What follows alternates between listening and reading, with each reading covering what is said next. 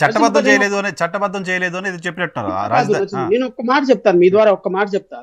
ఇప్పుడు కొన్ని వేల మంది భూములు ఇచ్చినప్పుడు వాళ్ళకి రీకాన్స్టిట్యూటెడ్ ఫ్లాట్స్ ఇవ్వాలి నరసింహరావు గారు. రీకాన్స్టిట్యూటెడ్ ఫ్లాట్స్ రోడ్లు వేసి లైట్లు వేసి ఇవ్వడానికి 2000 crores కంటే ఎక్కువ పట్టదు. 2000 crores కంటే ఎక్కువ పట్టదు. కానీ అప్పట్లో 2000 crores ఎక్కువైపోతాయి అని ఒక్కళ్ళకి కూడా రీకాన్స్టిట్యూటెడ్ ఫ్లాట్స్ ఇవ్వకుండా 10,000 కోట్లు పెట్టి పసుపు కుంకుమ ఇచ్చారు.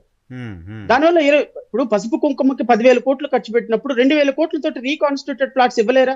ఈ రోజు వాళ్ళకి ఫ్లాట్లు వాళ్ళు ఇచ్చినట్టు వాళ్ళ బాధలు వాళ్ళు పడేవాళ్ళు కదా.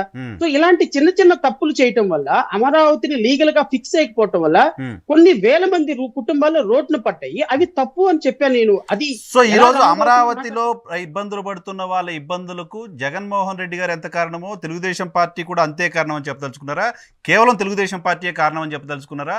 అప్పుడు లీగల్ గా ఫిక్స్ పోవడం వెనక రీజన్ ఏంటి? అసలు తెలుగుదేశం పార్టీ చేసినటువంటి తప్పిదాలను జగన్మోహన్ రెడ్డి వచ్చిన ప్రభుత్వం కరెక్ట్ చేయకుండా ఇంకా తప్పిదాల మీద తప్పిదాలు చేసి 2 ప్రభుత్వాలు కలిసి అక్కడ ఉన్న 35,000 మంది రైతుల జీవితాలను మృగ్యం చేసినాయి. దీనికి చంద్రబాబు నాయుడు గారు ఎంత కారణమో ఈక్వల్లీ జగన్మోహన్ రెడ్డి గారు అదే కారణం కదా. ఇద్దరు కారణమని చెప్పాలనుకున్నది నా ఉద్దేశం. అంతేగాని చంద్రబాబు నాయుడు గారు ఒక్కడే తప్పు, జగన్మోహన్ రెడ్డి ఒక్కడే తప్పు అని చెప్పడం నా ఉద్దేశం కాదు.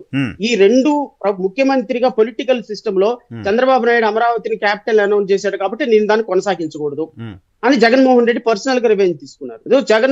చంద్రబాబు నాయుడు గారు ఆర్థిక వనరుల మీద దెబ్బ కొట్టాలి అని అమరావతి రైతుల మీద కక్ష కట్టి అమరావతిని చంపేశారు. ఈ 2 రాజకీయ ప్రయోజనాలతో మృగ్యం అయిపోయి నలిగిపోయి బతుకు చిత్రం అయిపోయింది రైతులు మధ్యలో. పాపం వాళ్ళు ఏం చేశారండి? వాళ్ళు ప్రభుత్వానికి భూములు ఇచ్చారు. ప్రభుత్వానికి భూములు ఇవ్వటం వల్ల జరిగిన అనార్థం ఏంటి? అటుపక్క చంద్రబాబు నాయుడు తప్పు మోసం చేసే, ఇటుపక్క జగన్ మోసం చేశారు. మళ్ళీ 2024లో మళ్ళీ చంద్రబాబు నాయుడు గారికి ఇచ్చి ఆయన ఒక్కడే అమరావతిని బాగు చేస్తాడనేది తప్పు.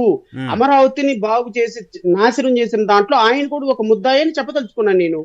ఎందుకంటే వాళ్ళది ఒక రాజకీయ పార్టీ కాబట్టి రేపొద్దున నేను కరెక్ట్ చేస్తాను అమరావతిని, నేను వస్తే అమరావతి రైతులకు న్యాయం చేస్తాను, నా పార్టీ వస్తే న్యాయం చేస్తానని అనుకోవటం తప్ప కాదు.